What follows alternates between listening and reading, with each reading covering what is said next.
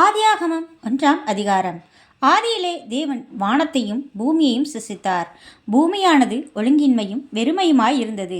ஆழத்தின் மேல் இருள் இருந்தது. தேவ ஆவியானவர் ஜலத்தின் மேல் அசைவாடி கொண்டிருந்தார்.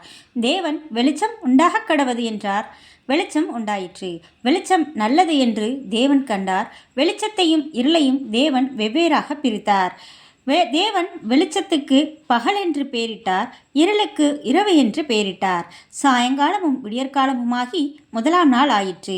பின்பு தேவன் ஜலத்தின் மத்தியில் ஆகாய விரிவு உண்டாக கடவது என்றும் அது ஜலத்தினின்று ஜலத்தை பிரிக்க கடவது என்றும் சொன்னார். தேவன் ஆகாய விரிவை உண்டு பண்ணி ஆகாய விரிவுக்கு கீழே இருக்கிற ஜலத்திற்கும் ஆகாய விரிவுக்கு மேலே இருக்கிற ஜலத்திற்கும் பிரிவு உண்டாக்கினார். அது அப்படியே ஆயிற்று. தேவன் ஆகாய விரிவுக்கு வானம் என்று பெயரிட்டார். சாயங்காலமும் விடியற்காலமுமாகி 2ஆம் நாள் ஆயிற்று. பின்பு தேவன் வானத்தின் கீழே இருக்கிற ஜலம் ஓரிடத்தில் சேரவும் வெட்டாந்தரை காணப்படவும் கடவது என்றார். அது அப்படியே ஆயிற்று. தேவன் வெட்டாந்தரைக்கு பூமி என்றும் சேர்ந்த ஜலத்திற்கு சமுத்திரம் என்றும் பெயரிட்டார். தேவன் அது நல்லதென்று கண்டார். அப்பொழுது தேவன் பூமியானது புல்லையும் விதையை பிறப்பிக்கும் பூண்டுகளையும் பூமியின் மேல் தங்களில் தங்கள் விதையுடைய கனிகளை தங்கள் தங்கள் ஜாதியின்படியே கொடுக்கும் கனி விருட்சங்களையும் முளைப்பிக்க கடவது என்றார். அது அப்படியே ஆயிற்று. பூமியானது புல்லையும் தங்கள் தங்கள் ஜாதியின்படியே விதையை பிறப்பிக்கும் பூண்டுகளையும் தங்கள் தங்கள் ஜாதியின்படியே தங்களில் தங்கள் விதையுடைய கனிகளை கொடுக்கும் விருட்சங்களையும் முளைப்பித்தது. தேவன் அது நல்லதென்று கண்டார். சாயங்காலமும் விடியற்காலமும் ஆகி 3ஆம் நாள் ஆயிற்று. பின்பு தேவன் பகலுக்கும் இரவுக்கும் வித்தியாசம் உண்டாவதாக வானம் என்கிற ஆகாய விரிவிலே சுடர்கள் உண்டாக கடவது, அவைகள் அடையாளங்களாகவும் காலங்களையும் நாட்களையும் வருஷங்களையும் குறிக்கிறதற்காகவும் இருக்க கடவது என்றார். அவைகள் பூமியின் மேல் பிரகாசிக்கும்படி வானம் என்கிற ஆகாய விரிவிலே சுடர்களாய் இருக்க கடவது என்றார். அது அப்படியே ஆயிற்று. தேவன் பகலையாள பெரிய சுடரும் இரவையாள சிறிய சுடரும் ஆகிய 2 மகத்தான சுடர்களையும் நட்சத்திரங்களையும் உண்டாக்கினார்.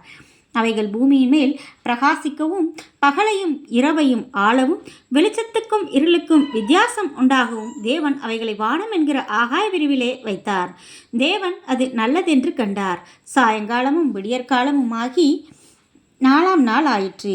பின்பு தேவன் நீந்தும் ஜீவ ஜந்துக்களையும் பூமியின் மேல் வானம் என்கிற ஆகாய விரிவிலே பறக்கும் பறவைகளையும் ஜலமானது திரளாய் ஜனிப்பிக்க கடவது என்றார். தேவன் மகா மச்சங்களையும் ஜலத்தில் தங்கள் தங்கள் ஜாதியின்படியே திரளாய் ஜனிப்பிக்கப்பட்ட சகலவித நீர்வாழும் ஜந்துக்களையும் சிறகுள்ள ஜாதி ஜாதியான சகலவித பட்சிகளையும் சிருஷ்டித்தார்.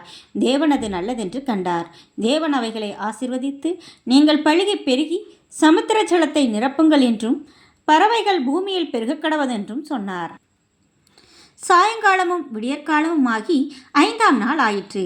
பின்பு தேவன் பூமியானது ஜாதி ஜாதியான ஜீவ ஜந்துக்களாகிய நாட்டு மிருகங்களையும் ஊரும் பிராணிகளையும் காட்டு மிருகங்களையும் ஜாதி ஜாதியாக பிறப்பிக்க கடவது என்றார். அது அப்படியே ஆயிற்று. தேவன் பூமியிலுள்ள ஜாதி ஜாதியான காட்டு மிருகங்களையும் ஜாதி ஜாதியான நாட்டு மிருகங்களையும் பூமியின் ஊரும் பிராணிகள் எல்லாவற்றையும் உண்டாக்கினார். தேவன் அது நல்லதென்று கண்டார். பின்பு தேவன் நமது சாயலாகவும் நமது ரூபத்தின் படியேயும் மனுஷரை உண்டாக்குவோமாக, அவர்கள் சமுத்திரத்தின் மச்சங்களையும் ஆகாயத்து பறவைகளையும் மிருக ஜீவன்களையும் பூமி அனைத்தையும் பூமியின் மேல் ஊறும் சகல பிராணிகளையும் ஆளக்கடவர்கள் என்றார். தேவன் தம்முடைய சாயலாக மனுஷனை சிருஷ்டித்தார். அவனை தேவ சாயலாகவே சிருஷ்டித்தார். ஆணும் பெண்ணுமாக அவர்களை சிருஷ்டித்தார். பின்பு தேவன் அவர்களை நோக்கி, நீங்கள் பழுகி பெருகி பூமியை நிரப்பி அதை கீழ்ப்படுத்தி சமுத்திரத்தின் மச்சங்களையும் ஆகாயத்து பறவைகளையும் பூமியின் மேல் நடமாடுகிற சகல ஜீவ ஜந்துக்களையும் ஆண்டு கொள்ளுங்கள் என்று சொல்லி தேவன் அவர்களை ஆசீர்வதித்தார். பின்னும் தேவன், இதோ பூமியின் மேல் எங்கும் விதை தரும் சகலவித பூண்டுகளையும் விதை தரும் கனிமரங்களாகிய சகலவித விருட்சங்களையும் உங்களுக்கு கொடுத்தேன். அவைகள் உங்களுக்கு ஆகாரமாயிருக்க கடவது. பூமியில் உள்ள சகல மிருக ஜீவன்களுக்கும் ஆகாயத்திலுள்ள சகல பறவைகளுக்கும் பூமியின் மேல் ஊறும் பிராணிகள் எல்லாவற்றிற்கும் பசுமையான சகல பூண்டுகளையும் ஆகாரமாக கொடுத்தேன் என்றார். அது அப்படியே ஆயிற்று. அப்பொழுது தேவன் தாம் உண்டாக்கின எல்லாவற்றையும் பார்த்தார். அது மிகவும் நன்றாயிருந்தது. சாயங்காலமும் விடியற்காலமுமாகி 6ஆம் நாள் ஆயிற்று.